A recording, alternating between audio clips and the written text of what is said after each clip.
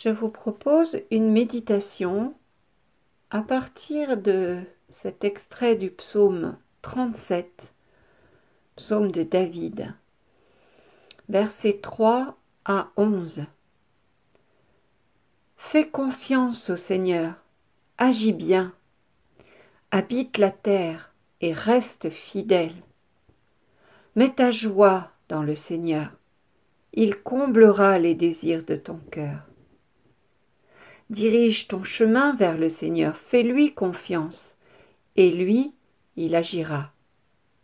Il fera lever comme le jour ta justice, et ton droit comme le plein midi. Repose-toi sur le Seigneur, et compte sur lui. Ne t'indigne pas devant celui qui réussit, devant l'homme qui use d'intrigue. Laisse ta colère, calme ta fièvre, ne t'indigne pas, il n'en viendrait que du mal. Les méchants seront déracinés, mais qui espère le Seigneur possédera la terre. Encore un peu de temps, plus d'impies, tu pénètres chez lui, il n'y est plus. Les doux posséderont la terre et jouiront d'une abondante paix. Vous avez sans doute remarqué la structure de ce psaume qui met en parallèle l'attitude du cœur que doit avoir le croyant et la réponse que le Seigneur va lui donner. Voici ce qui doit habiter le cœur du croyant. La confiance, fais confiance au Seigneur. Agis bien, habite la terre, reste fidèle, la fidélité. Mets ta joie dans le Seigneur, la joie. Dirige ton chemin vers le Seigneur, c'est-à-dire regarde vers lui. Repose-toi sur le Seigneur, compte sur lui. Ne t'indigne pas, et ce terme est cité 2 fois. Laisse ta colère, espère le Seigneur. Et puis la réponse de Dieu à cette attitude du cœur du croyant.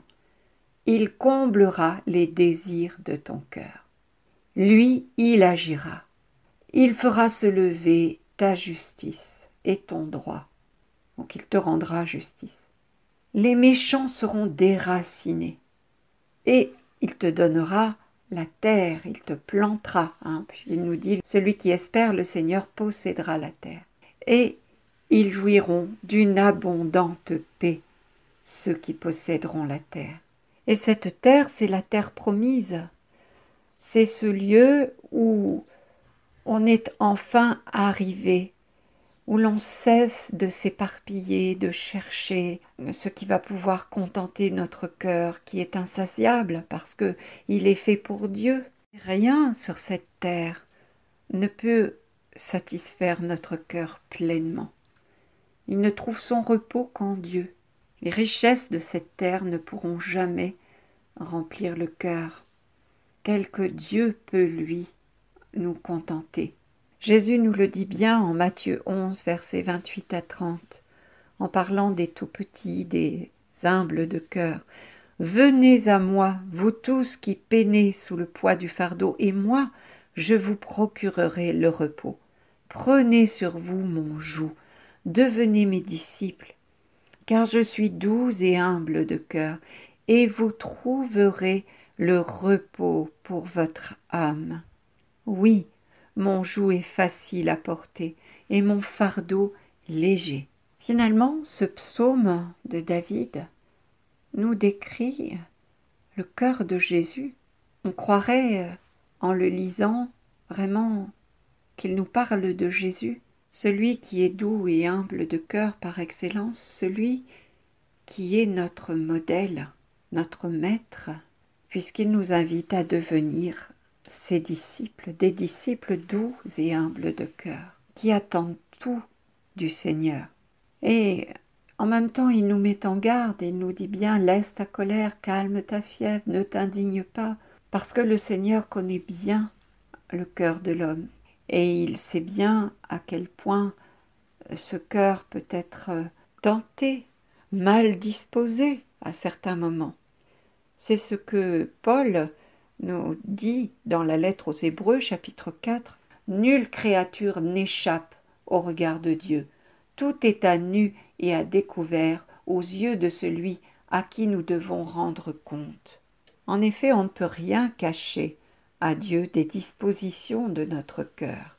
Il sait tout, et il sait très bien, comme le dit saint Paul encore dans la lettre aux Romains, chapitre 7, que le bien n'habite pas en moi, c'est-à-dire dans l'être de chair que je suis. En effet, ce qui est à ma portée, c'est de vouloir le bien, mais pas de l'accomplir. Je ne fais pas le bien que je voudrais, mais je commets le mal que je ne voudrais pas.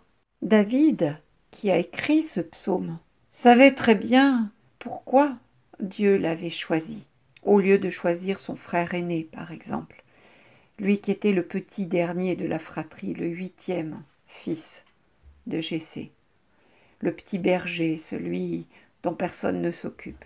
Et pourtant, c'est celui-là que Dieu a choisi. C'est celui-là que Samuel a oint pour être roi d'Israël, parce qu'il avait un cœur pour Dieu, parce que Dieu a reconnu dans son cœur qu'il était disposé à le servir, lui, à le mettre en premier. Et nous voyons dans un passage, l'évangile de Jean au chapitre 2, versets 23 à 25, que ce n'était pas le cas des pharisiens auxquels Jésus s'adresse. Pendant que Jésus était à Jérusalem à la fête de Pâques, plusieurs crurent en son nom, voyant les miracles qu'il faisait.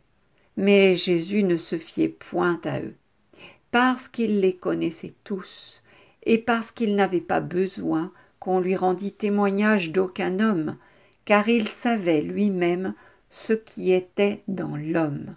David a un cœur selon Dieu, et c'est ce qui a attiré l'onction divine, qui fait que Dieu l'a choisi, parce que Dieu ne juge pas selon l'apparence, comme il est écrit dans le livre de Samuel, mais selon le cœur. Il y a un passage dans l'évangile de Luc au chapitre 10, versets 38 à 42, qui illustre bien le fait que Jésus tient d'abord compte de l'attitude du cœur, de la disposition du cœur. Comme il faisait route, il entra dans un village et une femme nommée Marthe le reçut dans sa maison. Celle-ci avait une sœur appelée Marie, qui s'étant assise aux pieds du Seigneur écoutait sa parole. Marthe, elle, était absorbée par les multiples soins du service. Intervenant, elle dit « Seigneur, cela ne te fait rien que ma sœur me laisse servir toute seule? Dis-lui donc de m'aider. » Mais le Seigneur lui répondit « Marthe, Marthe, tu te soucies et t'agites pour beaucoup de choses. Pourtant il en faut peu, une seule même. C'est Marie qui a choisi la meilleure part, elle ne lui sera pas enlevée. » Marthe, voulant servir le Seigneur, fait de ce service de table une affaire personnelle, trop personnelle. Elle en oublie la personne pour laquelle elle est en train de s'affairer, c'est-à-dire Jésus. Elle s'est décentrée. Son cœur n'est plus centré sur Jésus, mais sur ce service de la table qu'elle voudrait être parfait. Tandis que Marie, elle, est centrée sur Jésus et sur l'essentiel, sa parole qu'elle écoute et sa présence parce qu'elle est assise à ses pieds. Si notre comportement en apparence peut parfois faire croire aux autres que l'on œuvre au service du Christ, Dieu, lui, voit notre cœur et il sait bien qui nous servons vraiment, Dieu ou bien nous-mêmes, à travers le service dans lequel nous nous sommes engagés pour Dieu, même pour Dieu. Ça peut être pour flatter notre ego, montrer nos talents, occuper une place que l'on considère comme nous étant réservée à l'Église. Il y a parfois des gens qui ont beaucoup de mal à remettre en question leur place et empêchent d'autres de pouvoir l'occuper éventuellement, de pouvoir les remplacer dans cette fonction. Ça peut être aussi pour gagner l'estime des autres, voilà, etc. Lorsque Jésus est ressuscité et qu'il apparaît au bord du lac de Tibériade à ses disciples, il interroge Pierre et il lui demande en premier, « Simon, fils de Jean, m'aimes-tu plus que ceci ?» C'est en Jean 21, 15. Pourquoi Jésus lui dit-il qu'il doit l'aimer, lui, Jésus, plus que les autres disciples, les autres hommes qui sont autour de lui, et dont Pierre, d'une certaine manière, devra avoir la charge puisqu'il est le leader du groupe. C'est à lui que Jésus confie ses brebis, comme il l'a dit. M'aimes-tu plus que ceci? Il devra être attaché à celui qui lui confie la charge de l'Église naissante, plus qu'à la charge elle-même. Jésus nous invite toujours à revenir à notre cœur pour en sonder les intentions. Qu'est-ce qui nous motive? Qu'est-ce qui nous fait agir? Car le démon peut venir déguisé en ange de lumière. C'est d'ailleurs ce que veut dire le mot Lucifer, porteur de lumière. Et il sait comment tenter une personne qui cherche à servir Dieu, une personne spirituelle. Le démon va chercher à nous pousser, comme Marthe dans l'exemple de cet évangile, dans le perfectionnisme, dans l'épuisement ou le scrupule, de sorte que nous perdions peu à peu de vue celui que nous voulions servir en premier, Dieu, de sorte que nous ne voyons plus que la tâche à accomplir, et avec ce désir de faire tellement bien qu'on en perd de vue pourquoi on le fait, en réalité. Il peut aussi nous pousser au doute ou à la précipitation. On peut penser aux tentations du Christ au désert, quand le diable lui dit « Si tu es fils de Dieu, change ces pierres en pain, etc. » À travers ceci, le diable veut mettre en doute la parole de Dieu que Jésus a reçue au baptême dans le Jourdain. Il y a toujours différentes manières pour le diable d'agir, mais c'est sûr qu'il va utiliser notre bonne volonté pour essayer de nous faire manquer le but, de nous détourner. Satan d'ailleurs, ça veut dire ça, le diable, le diabolos, c'est celui qui nous fait manquer le but. Et notre but, c'est Dieu, avant tout. On peut avoir reçu une lumière de l'Esprit Saint, peut-être un appel particulier à servir Dieu. Et le démon va mettre celui-ci en doute.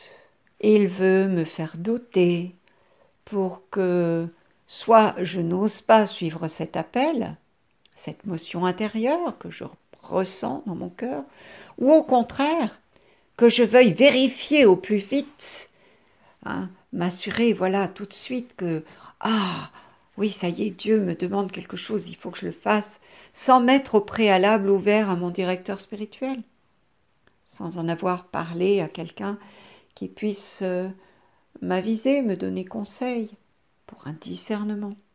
Jésus lui-même a attendu son heure, celle de Cana, où il répond à la demande de sa mère « Ils n'ont plus de vin » par « Mon heure n'est pas encore venue ». Il a attendu l'heure du Père, Jésus, pour manifester son identité de fils bien-aimé, reçu au jour du baptême dans le Jourdain. Il n'a ni douté, ni il ne s'est précipité. Il a attendu le bon moment, l'heure de Dieu. Jésus nous a dit « Je suis doux et humble de cœur ». Et encore, dans le sermon sur la montagne, dans les béatitudes, il nous dit « Heureux les doux, ils posséderont la terre ». Jésus connaissait parfaitement les psaumes.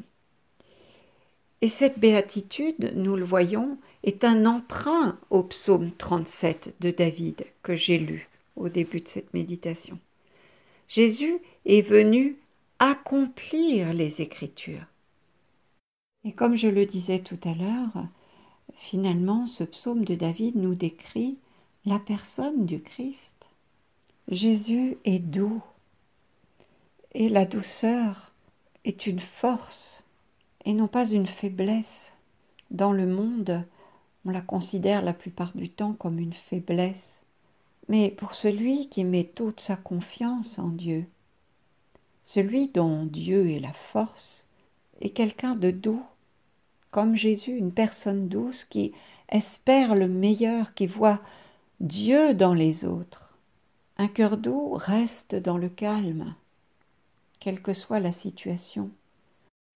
Ce calme, c'est la paix de Dieu, celle dont parle le psaume 37 lorsqu'il nous dit « Les méchants seront déracinés, mais qui espère dans le Seigneur possédera la terre ». Ça veut dire sera planté. Et à la fin aussi, il nous redit « Les doux posséderont la terre et jouiront d'une abondante paix ». Ce calme d'un cœur doux, c'est la paix de Dieu. Et puis ensuite, le psaume nous dit « Ne t'indigne pas devant celui qui réussit ». Cela me fait penser à cette parole de Jésus lorsqu'il nous dit « Là où sont vos richesses, là sera votre cœur ». Il nous invite toujours à examiner nos motivations les plus profondes. Qu'est-ce qui est important pour toi ? Qu'est-ce qui a tellement d'importance pour toi que c'est ta richesse ? Où est-ce que tu mets tes richesses ? Voilà. Il nous renvoie toujours à notre cœur, car parfois, nos œuvres peuvent laisser paraître quelque chose, alors que notre cœur vit totalement autre chose. Car le cœur peut être plein d'orgueil, de fierté, d'égoïsme, alors même que nos œuvres manifestent en apparence une certaine générosité, un certain désintéressement ou un esprit de service.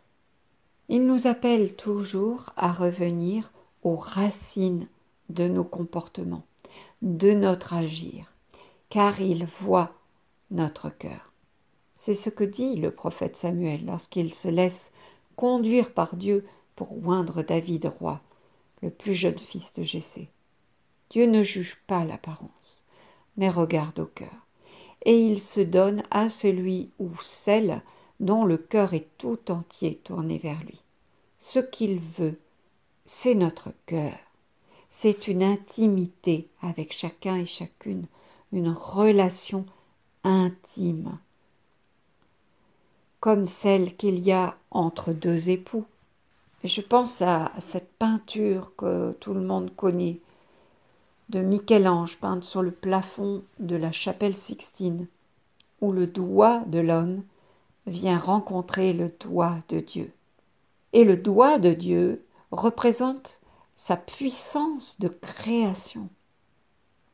C'est Elohim, le Dieu qui crée, qui recrée. On peut attendre des fois très longtemps une réponse de Dieu, alors qu'on lui demande dans notre prière d'être délivré de telle ou telle inclination au péché qui reste malgré qu'on en soit conscient et qui nous fait dire souvent c'est plus fort que moi, je ne peux pas m'en empêcher, je retombe toujours dans ce même travers, car ce travers nous empêche d'aimer. Mais ce n'est vraiment que lorsqu'enfin notre prière jaillit du plus profond de notre cœur, ce lieu où seul Dieu peut agir en nous. Parce que à ce moment-là, on désire aimer comme Dieu aime. Notre prière est portée par l'amour de cet amour de Dieu. Quand on en vient à aimer l'amour, plus que tout, c'est l'amour lui-même en nous qui désire être délivré de l'esclavage du péché. Nous voulons être libres d'aimer. Alors le doigt touche le doigt et on pourrait dire l'étincelle surgit. La puissance d'amour de Dieu nous libère et elle guérit notre cœur. Dieu est patient.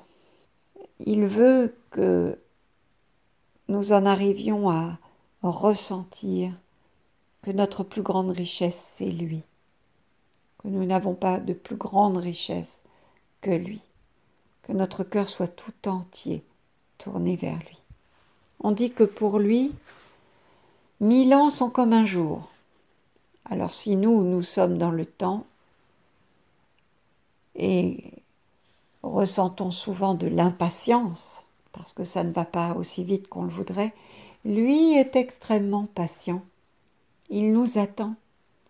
Il travaille dans notre cœur pour que nous puissions à un moment donné avoir ce désir, avoir ce doigt levé qui vient chercher le doigt de Dieu.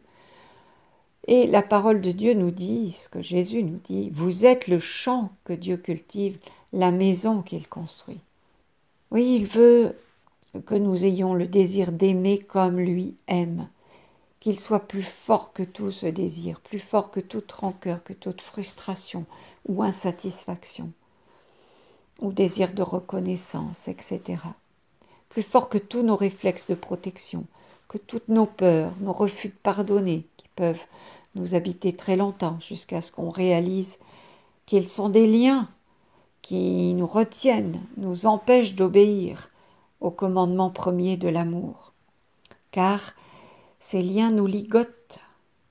En Jean 8, 35-36, Jésus a dit « Quiconque se livre au péché est esclave du péché. Or, l'esclave ne demeure pas toujours dans la maison, le Fils y demeure toujours.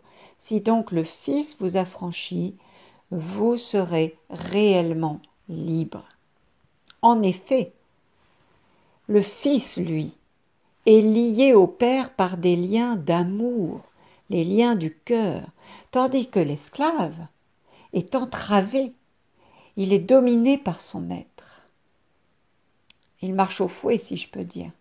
Si le Fils reste dans la maison du Père, c'est parce qu'il l'aime.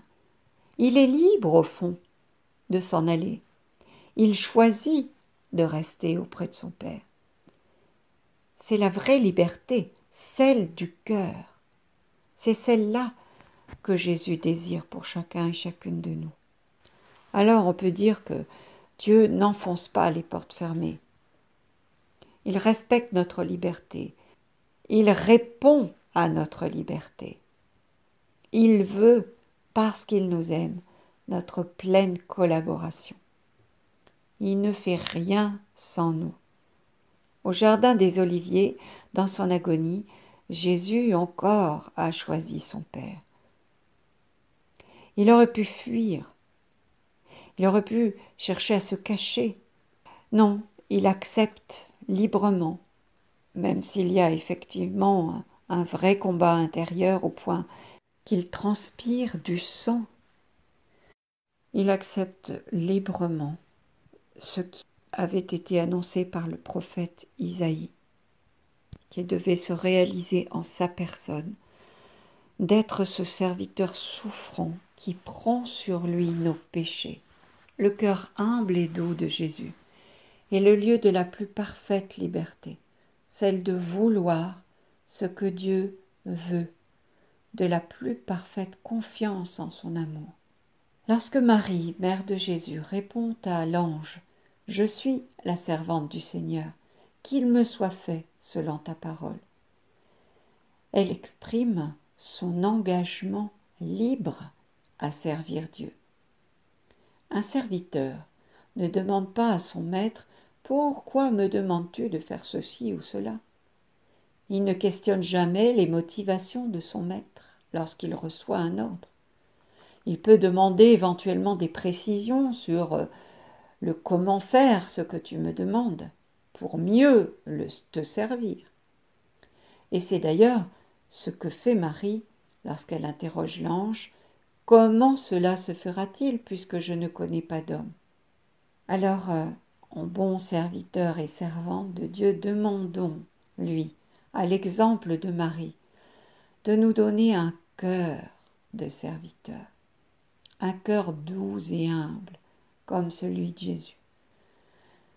Celui ou celle qui se sait aimé de Dieu n'a aucune raison d'agir dans la précipitation ou dans la colère, dans l'agitation, dans la violence. Non, quand on sait que toute notre vie est bien entre les mains de Dieu, que c'est lui que nous servons, alors on peut agir avec cette douceur du Christ qui nous donne la paix du cœur et qui est notre force. Merci pour votre écoute. Que Dieu vous bénisse.